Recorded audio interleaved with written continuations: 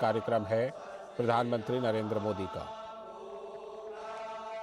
ये तस्वीरें आप चित्रकूट से देख रहे हैं, जहां प्रधानमंत्री नरेंद्र मोदी पहुंचे हैं जगत गुरु रामभद्राचार्य से तुलसी पीठ न्यास में मुलाकात करने के लिए, और साथ ही प्रधानमंत्री नरेंद्र मोदी के द्वारा जगत गुरु रामभद्राचार्य के द्वारा लिखे गए पुस्तकों का विमोचन का भी कार्यक्रम है।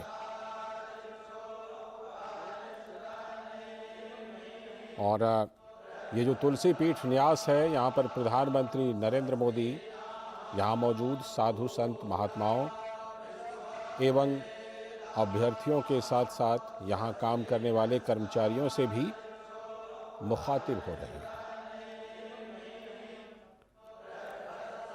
और जिन पुस्तकों के विमोचन का कार्यक्रम है, उन पुस्तकों के बारे में अगर हम आपको बताएं तो जगत गुरु रामभद्राचार्य ने 10,000 पन्नों की एक पुस्तक लिखी है, जो खास तौर पर ब्रेल लिपि में है, और इसी पुस्तक का विमोचन प्रधानमंत्री करने वाले हैं। और इसी के लिए प्रधानमंत्री नरेंद्र मोदी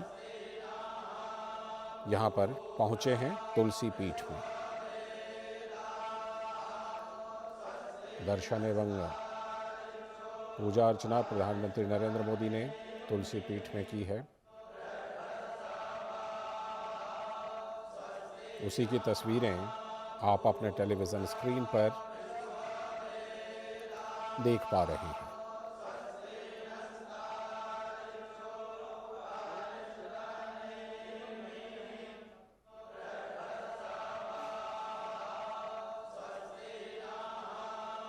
तो प्रधानमंत्री नरेंद्र मोदी तुलसी पीठ के दौरे पर, चित्रकूट में स्थित है ये तुलसी पीठ, और जगत गुरु रामभद्राचार्य यहीं पर निवास करते हैं। तो प्रधानमंत्री नरेंद्र मोदी का उनसे एवं अन्य साधु संतों से भी मुलाकात का कार्यक्रम है, और इसके साथ ही खास तौर पर एक पुस्तक जो कि ब्रेल लिपि में है, करीब 10,000 पन्नों की ये पुस्तक है, उसका विमोचन भी प्रधानमंत्री करने वाले हैं।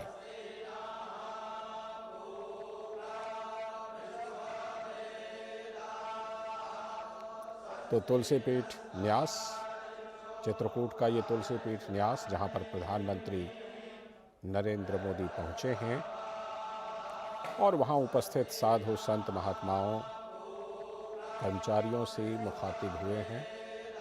साथ ही उन्होंने वहां पर दर्शन एवं पूजा अर्चना भी की है। पीएम ने कांच मंदिर में ये पूजा अर्चना की है। तुलसी पीठ एक बहुत ही महत्वपूर्ण धार्मिक और सामाजिक सेवा संस्थान है, और तुलसी पीठ की स्थापना जगत गुरु रामभद्राचार्य ने साल 1987 में की थी। उसी तुलसी पीठ का प्रधानमंत्री दौरा कर रहे हैं।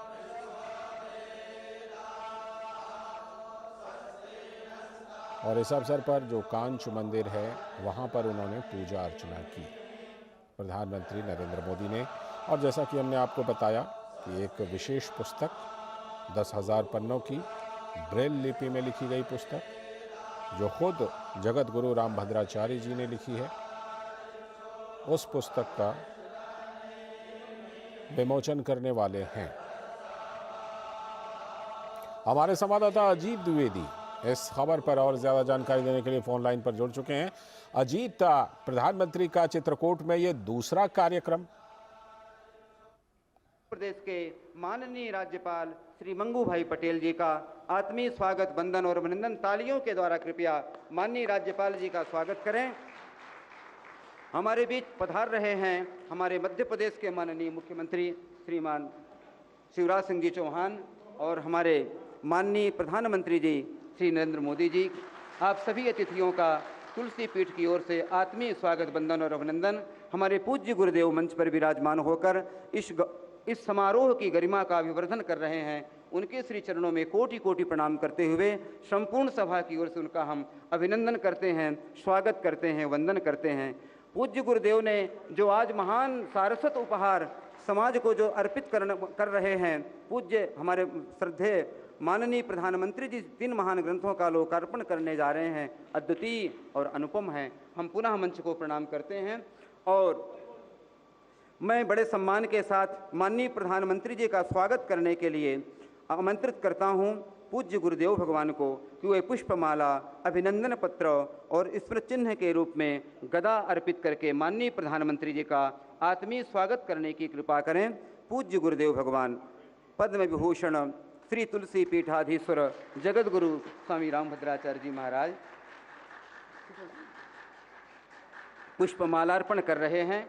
उसके बाद अभिनंदन पत्र पूज्य गुरुदेव माननीय प्रधानमंत्री जी को अभिनंदन पत्र अर्पित कर रहे हैं। अभिनंदन पत्र के माध्यम से पूज्य गुरुदेव ने अपना आशीर्वाद उसमें पिरोया है जो माननीय प्रधानमंत्री जी को समर्पित कर रहे हैं।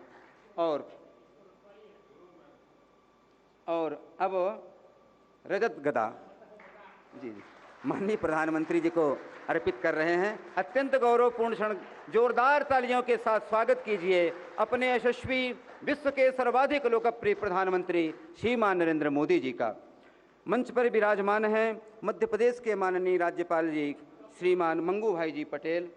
मैं उनके सम्मान के लिए आमंत्रित करता हूं श्री अभय चांडक जी मुंबई को, कृपया पधारें और माननीय राज्यपाल जी का पुष्पमाला अर्पित करके और स्मृति चिन्ह के रूप में श्री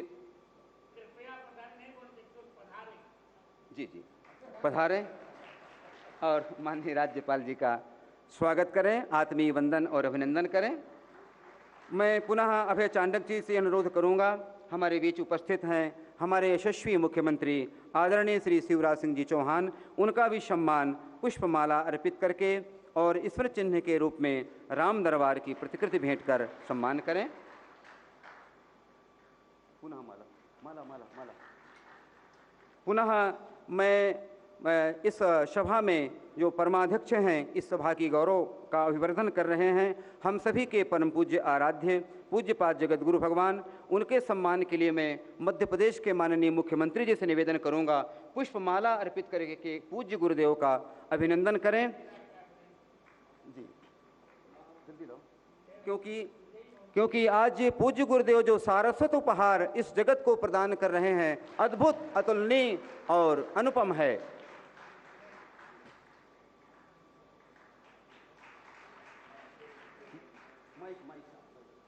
अब मैं पूज्य पद्म विभूषण जगत गुरु रामानंदाचार्य स्वामी रामभद्राचार्य जी महाराज पूज्य गुरुदेव के श्री चरणों में प्रणति पूर्वक निवेदन करता हूँ, कृपया समागत अतिथियों का स्वागत करने, वाचिक स्वागत करने की कृपा करें। खड़े होकर बोलो, बैठा।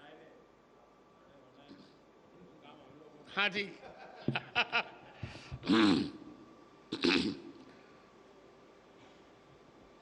स्वरचित श्लोक से ही मंगलाचरण कर रहा हूं। आप जिस छंद में कहें मोदी जी उसी छंद में श्लोक तत्काल में बनाऊं। मैं आपका मित्र हूं, ये भगवान ने सामर्थ्य दिया। 1 घंटे में आज भी मैं 100 श्लोक बना पाता हूं, 1 घंटे में। मंदाकिनी पयः पूर सिक्त पादाम्बुजाय च नमः सीताभिरामाय चित्रकूट विहारिणे। श्री सीतानाथ समारंभाम श्री रामानंदार्य मध्यमाम अस्मदाचार्य पर्यंताम वंदे श्री गुरु परंपराम। श्री राम जय राम जय जय राम। मेरे 2 मित्र हैं।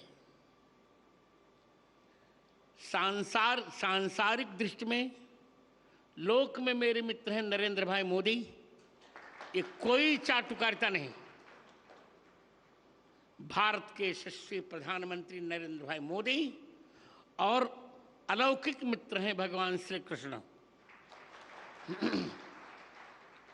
मेरे अभिन्न मित्र भारत के यशस्वी प्रधानमंत्री जिन्होंने 9 वर्षों में भारत की काया बदल डाली। कौन कल्पना कर सकता था कि हम चंद्रमा की दक्षिण ध्रुव पर चले जाएंगे। कौन कल्पना कर सकता था, इलेक्शन कमीशन से मैंने पूछ लिया है, 370 हट जाएगी। कौन कल्पना कर सकता था ट्रिपल तलाक समाप्त होगा। कौन कल्पना कर सकता था कि महिला आरक्षण विधेयक पास होगा। ऐसे यशस्वी प्रधानमंत्री, मेरे, भले वो मुझे गुरुजन कहें पर वो मेरे मित्र हैं, मैं उन्हें मित्र ही मानता हूं और मित्र ही मानता रहूंगा। मित्रम प्रीति रसायनम नयनयोः। और मेरे स्नेह भाजन मध्य प्रदेश के राज्यपाल मंगू सिंह भाई पटेल और मध्य प्रदेश के यशस्वी मुख्यमंत्री शिवराज सिंह, समागत सभी माताओं बहनों मित्रों बालकों और बालिकाओं और बालकों, आज श्री तुलसी पीठ चित्रकूट में मैं सभी का स्वागत क्या करूं, मैं सभी का मंगला शासन करता हूं।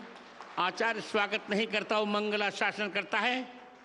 मैं सबका मंगला शासन कर रहा हूं। आज मेरे हर्ष की सीमा इसलिए नहीं है कि बंद नेत्रों से जीवन के 2 महीने बाद ही नेत्रों को खोकर मैंने अपनी यात्रा प्रारंभ की।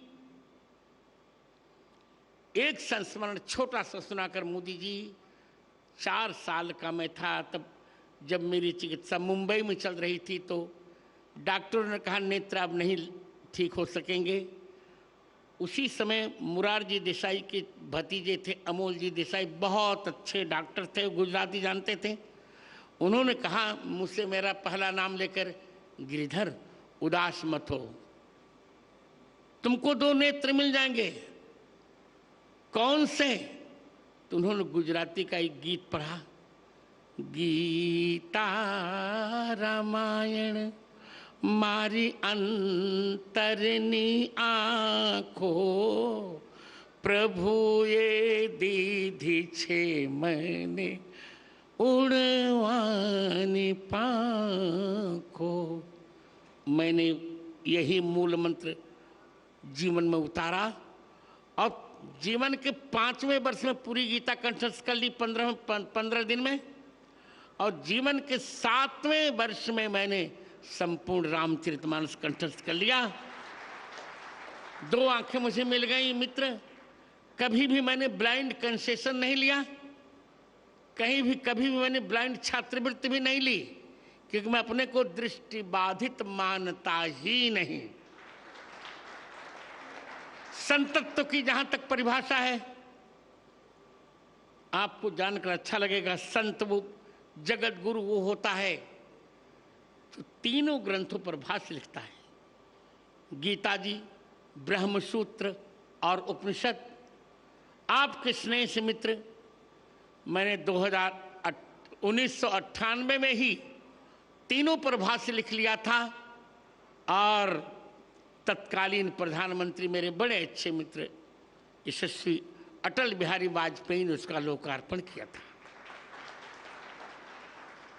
मैं जगत गुरुत्व की पूर्ण योग्यता मैंने प्राप्त की, और आज की तारीख में मेरे अतिरिक्त भारत में कोई भी ऐसा जगत गुरु नहीं है जिसने तीनों पर भाष्य लिखा हो। ये आपको बताकर मुझे अच्छा लगेगा कि मैं अपनी बिरुदावली नहीं कर रहा हूं, पर आपको लगना चाहिए कि बंद आंखों से भी कितना काम किया जा सकता है। मित्र, मैंने अब तक 230 पुस्तकें लिखी। जिन 3 पुस्तकों का आप लोकार्पण करने जा रहे हैं, यद्यपि एक पुस्तक और थी पर मैंने पीएमओ को सूचित नहीं किया था, उसका नहीं। जिन 3 पुस्तकों का आप लोकार्पण करने जा रहे हैं मित्र आज, उनमें से प्रथम पुस्तक है पाणिनि अष्टाध्यायी पर वृत्तित्रयी। पाणिनि अष्टाध्यायी का मूल केवल 25 पृष्ठों में है। उस पर मैंने 3 वृत्तियां लिखी उसका कलेवर है 9000 पृष्ठ। और मित्र सोचो, मैंने भगवान से भी कह दिया है कि मुझे आंख कभी नहीं चाहिए और मोक्ष भी नहीं चाहिए, बार बार भारत में जन्म चाहिए, वो भी वशिष्ठ कुल, वशिष्ठ वंश ब्राह्मण कुल में जन्म चाहिए। मित्र, दूसरी पुस्तक मेरी है श्री कृष्ण की राष्ट्रलीला। राष्ट्रलीला तो सभी जानते हैं भगवान की, राष्ट्रलीला कोई जानता नहीं। एक अफवाह लोगों ने फैलाई कि श्री कृष्ण के परिवार ने मदिरा पान किया, उच्छृंखल हो गया। सारे विषयों को मैंने खंडन लिखा उसमें, जिसका लोकार्पण आप करने जा रहे हैं, श्री कृष्ण की राष्ट्रलीला। और तृतीय ग्रंथ है मेरा, जो आज के समय में सबसे बड़ा संस्कृत का महाकाव्य है। उसका नाम है श्री रामानंदाचार्य चरितम। 27 सर्गों का यह महाकाव्य है, उसकी हिंदी भी है। इन 3 ग्रंथों का आज आप लोकार्पण करेंगे। यही मेरा सारस्वत सम्मान है और सबसे बड़ा सम्मान है। मेरी कल्पना में या मेरी भावना में यह है कि मेरे सामने दो लोग हों, भगवान राम और भारत माता। तो मोदी जी, पहले मैं भारत माता को प्रणाम करूंगा, फिर भगवान को। एक वाक्य और बोलकर मैं दूंगा समय, मैं देख रहा हूं समय हो रहा है। भारत क्या है लोग समझ नहीं पाए। भारत शब्द 3 शब्दों को मिलकर बना है, भ, आ और रत। भ माने भगवान, आ माने आदर और र माने रत, प्रेम। जिस देश पर भगवान का आदर भी है और प्रेम भी है, उसको कहते हैं भारत। भरतानाम भक्ति भारतम। 3 भरतों के भजन भक्ति का जो आश्रय है, ऋषभ पुत्र भरत, शकुंतला दुष्यंत पुत्र भरत और दशरथ कैकेयी पुत्र भरत, इन तीनों का जहां आदर है, उस देश का नाम है भारत। उसी भारत को हम अब 25 वर्षों में विकसित भारत बनाने जा रहे हैं। बहुत जल्दी 5वीं अर्थव्यवस्था से बन गया, हम बहुत जल्दी 3 अर्थव्यवस्थाओं में भारत को देखने जा रहे हैं। और यह श्रेय मेरे मित्र को जाता है। मैं बहुत प्रसन्न हूं। समय नहीं है, बोलता बहुत, पर समय नहीं है। आज आपको प्राप्त कर, मुख्यमंत्री और राज्यपाल को और सभी समागतों को प्राप्त कर मैं प्रसन्न हूं। विद्वान का सब कुछ होता है, उसकी सरस्वती का सम्मान। मुझे लोग कहा करते हैं, आपके पास क्या है? मैंने कहा, मेरे पास और पैसा धन नहीं है। धन तो क्षणभंगुर होता है और लोग चमत्कार में विश्वास करते हैं, पर मित्र, मैं चमत्कार में विश्वास नहीं करता। मैं केवल शास्त्र में विश्वास करता हूं। अभी मोदी जी ने कहा वजन घटाइए, मैंने कहा क्या करूं? प्रतिदिन 2 लाख राम नाम का जप करता हूं, फिर लिखता पढ़ता, मुझे समय ही नहीं मिलता कि मैं और कुछ करूं। अभी रामचरितमानस के 9 खंड मुझे लिखने हैं। 9 खंड में रामचरितमानस मुझे लिखना, इसकी व्याख्या लिखनी है। और मैंने यही कहा प्रधानमंत्री जी से, जो अभी यहाँ नहीं कहूँगा, आप किसी भी प्रकार रामचरितमानस को ही राष्ट्र ग्रंथ होना चाहिए। इतना कहकर मैं यह अमायिक माइक फिर संचालक को दे रहा हूं। जय श्री राम, जय भारत, भारत माता की, भारत माता की, भारत माता की। वंदे वंदे वंदे, जय श्री राम। अनेके धन्यवादाः आचार्यचरणाः। अब मैं अत्यंत सम्मान के साथ मध्य प्रदेश के यशस्वी माननीय मुख्यमंत्री श्री शिवराज सिंह चौहान जी से विनती करता हूँ, कृपया पधारें और आत्मीय उद्बोधन प्रदान करने का कष्ट करें।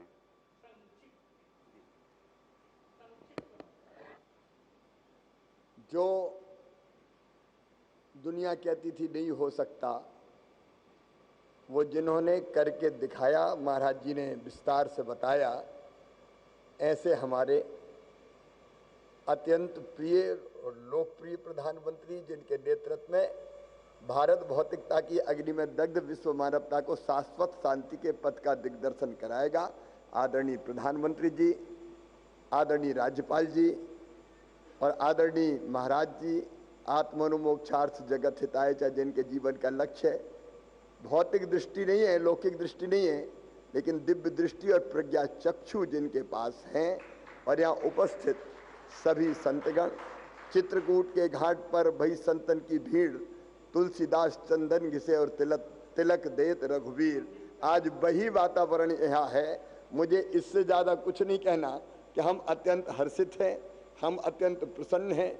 महाराज जी जो सोचते हैं वो हो रहा है और बहुत जल्दी भारतीय संस्कृति जीवन मूल्य परंपराओं के अनुरूप राज्य और समाज जीवन की रचना कर रहे हैं हमारे प्रधानमंत्री जी, और उनके नेतृत्व में भारत लगातार आगे बढ़ रहा है। उनका मध्य प्रदेश की इस पवित्र धरती पर हृदय से स्वागत, अभिनंदन। बोलिए भारत माता की। मैं आज एक वाक्य से कह रहा हूं, यह कार्यक्रम मेरे उत्तराधिकारी आचार्य रामचंद्र दास ने निश्चित किया था। अतिथियों की व्यवस्था के कारण उन्होंने कहा, गुरुजी आप प्रधानमंत्री का कार्यक्रम कीजिए, मैं अतिथियों की व्यवस्था करता हूं। उसको भी सब लोग आशीर्वाद दीजिए। अब मैं अत्यारे हूं मध्य प्रदेश ना राज्यपाल मंगू सिंह भाई पटेल ने आहूत करूं छू संक्षेप में પોતાની વિચાર વ્યક્ત हो गया થઈ ગયું। અત્યારે હું મારા અત્યંત સ્નેહિલ મિત્ર ભારતના પ્રધાનમંત્રી,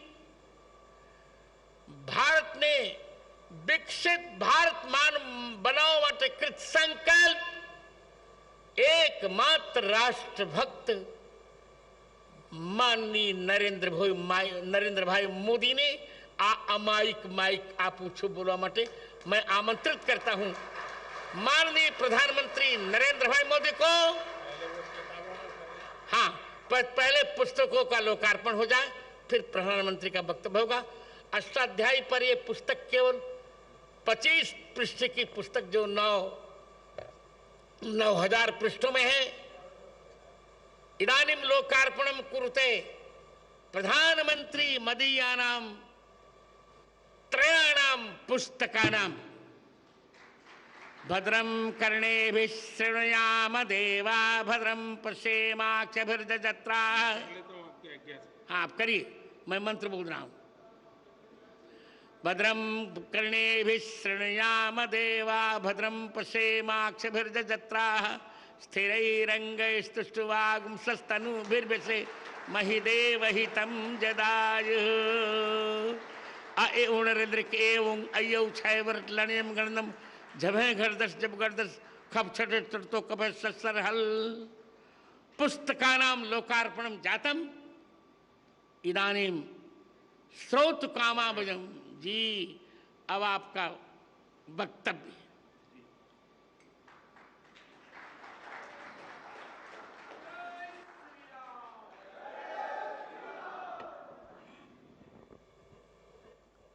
नमो राघवाय,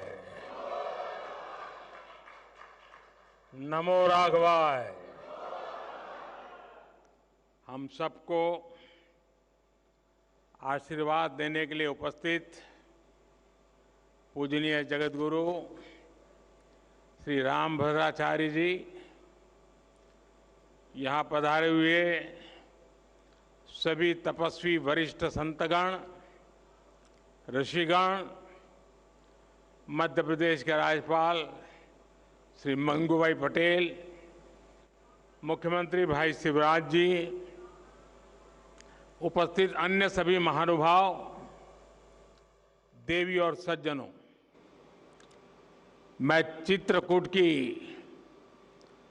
परम पावन भूमि को पुनः प्रणाम करता हूं। मेरा सौभाग्य है कि आज पूरे दिन मुझे अलग अलग मंदिरों में प्रभु श्री राम के दर्शन का अवसर मिला और संतों का आशीर्वाद भी मिला है। विशेषकर जगतगुरु रामभद्राचार्य जी का जो स्नेह मुझे मिलता है वो अभिभूत कर देता है। सभी श्रद्धेय संतगण, मुझे खुशी है कि आज इस पवित्र स्थान पर मुझे जगतगुरु जी की पुस्तकों के विवाचन का अवसर भी मिला है। अष्टाध्यायी भाष्य, रामानंदाचार्य चरितम और भगवान कृष्ण की राष्ट्रलीला, ये सभी ग्रंथ भारत की महान ज्ञान परंपरा को और समृद्ध करेंगे। मैं इन पुस्तकों को जगतगुरु जी के आशीर्वाद का एक और स्वरूप मानता हूं। आप सभी को मैं इन पुस्तकों के विमोचन पर बधाई देता हूं। मेरे परिवारजनों, अष्टाध्यायी भारत के भाषा विज्ञान का, भारत की बौद्धिकता का और हमारी शोध संस्कृति का हजारों साल पुराना ग्रंथ है। कैसे एक एक सूत्र में व्यापक व्याकरण को समेटा जा सकता है, कैसे भाषा को संस्कृत विज्ञान में बदला जा सकता है, महर्षि पाणिनि की हजारों वर्ष पुरानी रचना इसका प्रमाण है। आप देखेंगे दुनिया में इन हजारों वर्षों में कितनी ही भाषाएं आई और चली गई। नई भाषाओं ने पुरानी भाषाओं की जगह ले ली, लेकिन हमारी संस्कृत आज भी उतनी ही अक्षुण्ण, उतनी ही अटल है। संस्कृत समय के साथ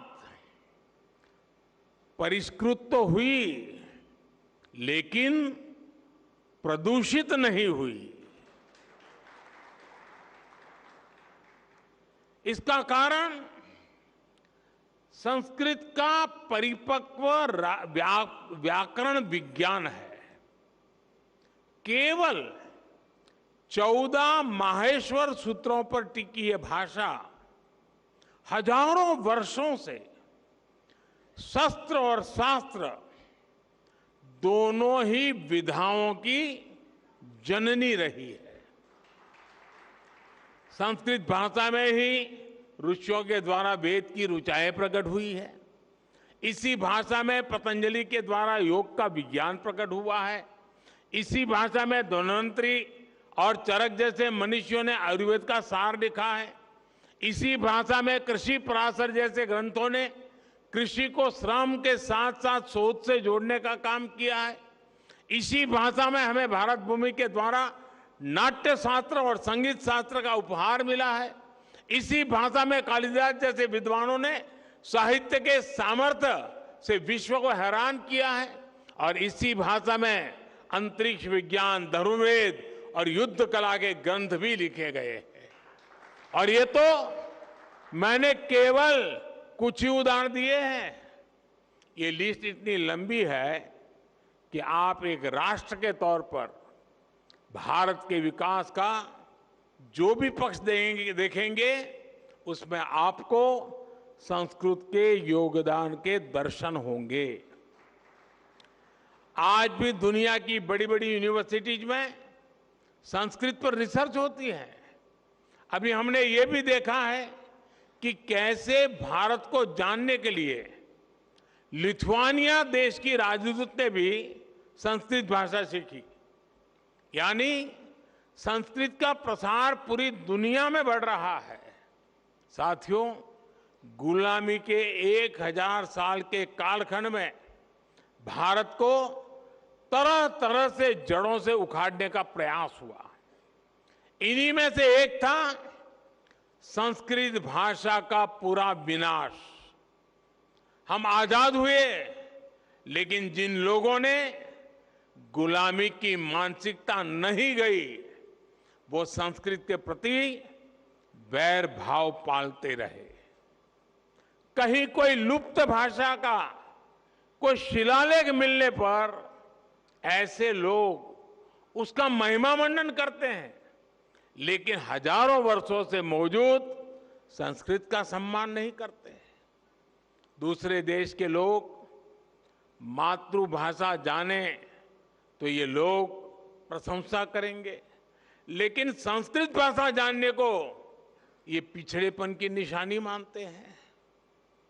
इस मानसिकता के लोग पिछले 1000 साल से हारते आ रहे हैं और आगे भी कामयाब नहीं होंगे।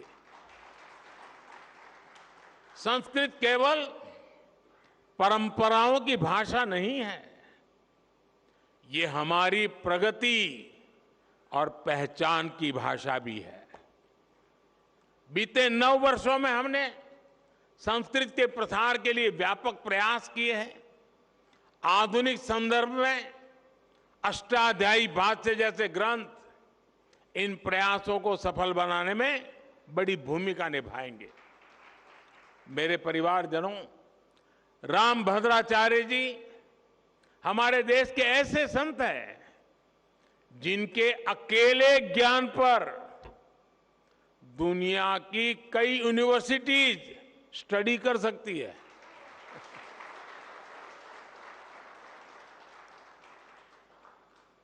बचपन से ही भौतिक नेत्र न होने के बावजूद आपके प्रज्ञा चक्षु इतने विकसित हैं कि आपको पूरे वेद वेदांग कंठस्थ है। आप सैकड़ों ग्रंथों की रचना कर चुके हैं। भारतीय ज्ञान और दर्शन में प्रस्थानत्रयी को बड़े बड़े विद्वानों के लिए भी कठिन माना जाता है। जगत गुरु जी उनका भी भाष्य आधुनिक भाषा में लिख चुके हैं। इस तरह का ज्ञान, ऐसी मेधा व्यक्तिगत नहीं होती, ये मेधा पूरे राष्ट्र की धरोहर होती है।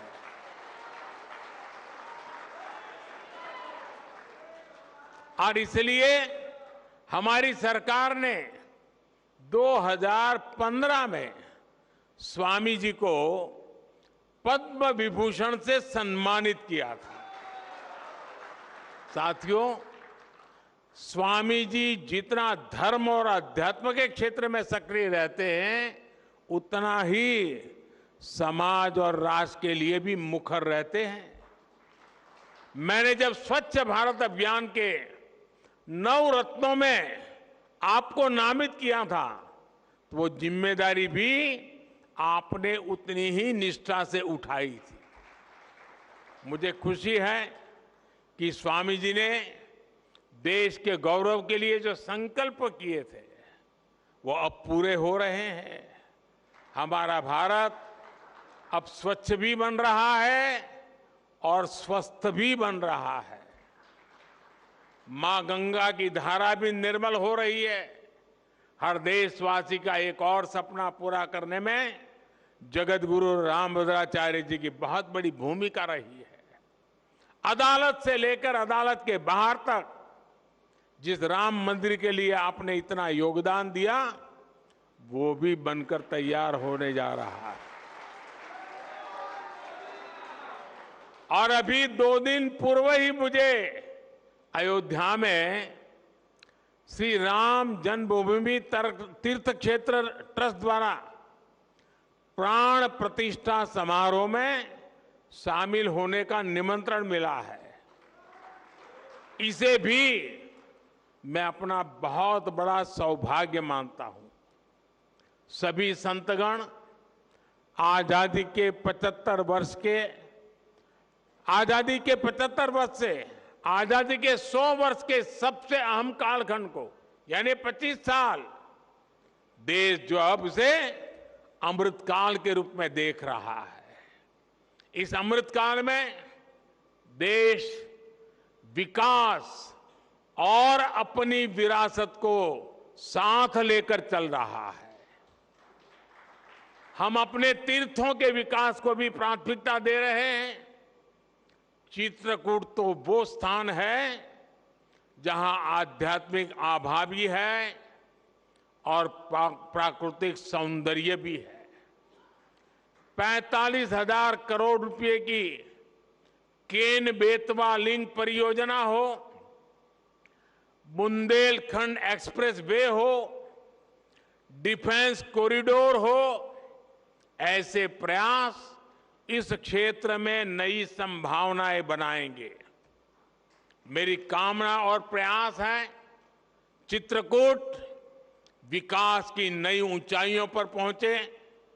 एक बार फिर पूज्य जगतगुरु श्री रामभद्राचार्य जी को मैं आदरपूर्वक प्रणाम करता हूं। उनके आशीर्वाद हम सबको प्रेरणा दे, शक्ति दे, और उनका जो ज्ञान का प्रसाद है वो हमें निरंतर मार्गदर्शन करता रहे। इसी भावना को प्रकट करते हुए मैं हृदय से आप सबका बहुत बहुत धन्यवाद करता हूं। जय श्रीराम। ओम आब्रह्मन् ब्राह्मणो ब्रह्म वर्चसी जायता महाराष्ट्रे राजन्यः सूरैकव्योति व्याधि महारथो जायताम दोग्धेर्धेनुर्बोरानड्वानाशो सप्ति पुरंध्रजोखा जिष्णुरथेष्टा सभेयो जुवास्य यजमानस्य वीरो जायताम निकामे निकामेन पर्जन्यो बरकतु फलवत्यो न ओखदया पच्यन्ताम योगक्षेमो न कल्पताम इति संस्कृत राष्ट्रगीतम। धन्यवाद माननीय प्रधानमंत्री जी। माननीय प्रधानमंत्री जी, आपने पूज्य गुरुदेव के समग्र व्यक्तित्व को आप बड़ी गहराई से जान रहे हैं। आपने अपने भाषण में उसे रेखांकित भी किया। हम सभी, और आपने कहा कि 2015 में आपने पूज्य गुरुदेव के समग्र व्यक्तित्व का मूल्यांकन करके पद्म विभूषण सम्मान भी से उन्हें सम्मानित किया। हम सभी सभासद और हमारे देश की करोड़ों जनता आपसे निवेदन करती है कि ऐसी विलक्षण विभूति जो इस परिस्थिति में रह करके वो जिसने विश्व जनमानस को मतलब 230 ग्रंथ अद्भुत, और आज जिन 9 ग्रंथों का लोकार्पण हुआ, एक सूत्र में बड़े बड़े पंडितों को पसीना आता है व्याख्या करने में, उसकी 9000 पेजों में व्याख्या प्रस्तुत करके जो एक लोकोत्तर कार्य किया है, उनके समग्र सामाजिक सेवा, समग्र आध्यात्मिक साधना और उनकी सारस्वत साधना का मूल्यांकन करते हुए उन्हें भारत के सर्वोच्च सम्मान से सम्मानित किया जाना चाहिए। ऐसा हम सभी सभासद और हमारे देश की जनता आपसे विनती करती है। इन्हीं शब्दों के साथ आपके प्रति बहुत बहुत आभार, धन्यवाद।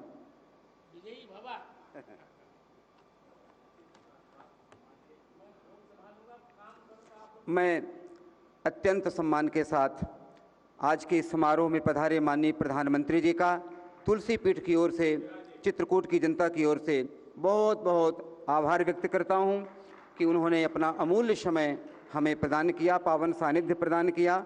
हम सभी अत्यंत अभिभूत हैं।